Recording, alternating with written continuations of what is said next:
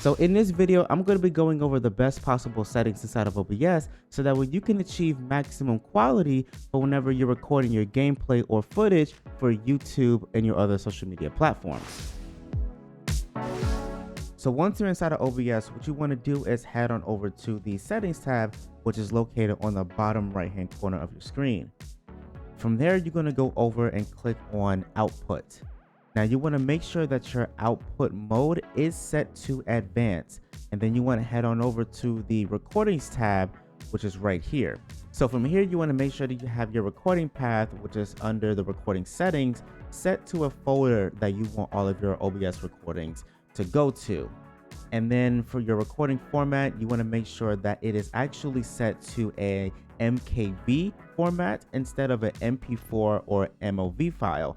And the reason for that is because you get a warning down here that says if you place your files under MP4 or MOV, then it will be unrecoverable if something were to happen to OBS, for example, like a power outage or if OBS crashes. Now from your video encoder, you want to make sure that is your graphics card. So for me, I have an NVIDIA graphics card and it is going to be an H.264. If you don't have a graphics card, then you can use the X264, but that's going to be running your CPU and you want to make sure you're using your GPU as much as possible. So that's why we're selecting H.264. For your audio encoder, you want to make sure that is set to FFmpeg AAC. And for your audio tracks, you can select as many as you like. The only thing this is going to do is separate all of your recording tracks, for example, Discord, your microphone, Spotify, as well as any other audio tracks that you have. So if you don't feel as if you want to separate those audios when editing, then you can only just select one. For your rescale output, you want to make sure that is set to disabled. For your custom mixer settings, you want to make sure that is blank. And for your automatic file splitting, you want to make sure that is left alone. Now for your encoder settings, you want to make sure that your rate control is set to CQP. You want to make sure that your CQ level is set to 15 or 16. Now if you're going to be recording in 4K, then you can go ahead and go up to 17, no more than 18. So that way your file size is not going to be so big. But if you're streaming in 1080p, then you can do 15 or 16.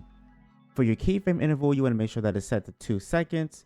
And for your preset, you can either select slowest best quality, or you can do slower better quality. But if your computer cannot handle either of those, then you can go ahead and do the slow good quality, but I would not go any lower than that. You can go ahead and set your tuning to high quality, and then your multipass, you can either set that to 2-pass full resolution, or you can do 2-pass quarter resolution. Either way it goes, you will still get good quality off of either one of those. But if you really want the top-notch quality, then go for the full resolution. Set your profile to high, and then for your look ahead, you want to make sure that's unchecked. And then for your psycho visual tuning, you want to make sure that is checked. For your GPU, you want to go ahead and set that to 0. And for your max B frames, you want to make sure that is left alone at 2. So from here, what we're going to do is come over to the audios tab. Now, you want to make sure that your general audio sample rate is set to 48 kilohertz. And then for your channels, you want to make sure that's set to stereo. Now for the global audio devices, you want to make sure that your desktop audio is set to wherever you're going to be hearing your audio from. So for me, it's going to be my headset. So I have my headset selected. And then for desktop audio 2, you can go ahead and just disable that. For your microphone auxiliary audio, you want to make sure you're selecting your microphone. If you have a headset that you're going to be talking through as well, so if it has like a microphone on your headset, then you can go ahead and just select your microphone again. For your mic auxiliary audio 2, 3, and 4, you want to make sure that those are disabled. And then for your meters, you want to make sure your decay rate is left alone at fast, and your peak meter type is left alone at sample peak. Everything else you can just leave as default. Now what we're going to do from here is come on over to the videos tab, and then we're going to set our base canvas to 1920 by 1080. Now if you're going to be recording in 4K, then of course you're going to want to upscale your base canvas. So you can upscale that to 3440 by 1440. And then for your output scaled resolution, you can go ahead and leave this at 1920 by 1080 since this is the normal options. And we're going to leave the downscaling filter alone. And then the common FPS values, we'll make sure that we have this set. You can change it to integer FPS value, but I personally recommend leaving it at common. And then you can leave your FPS at either 60 frames per second, or you can put it at 30 FPS per second. Now we're going to click on apply and then come down to the advanced settings. Now for the advanced settings, you can copy what I have here, or you can set your process priority at normal or above normal depending on the specs of your computer.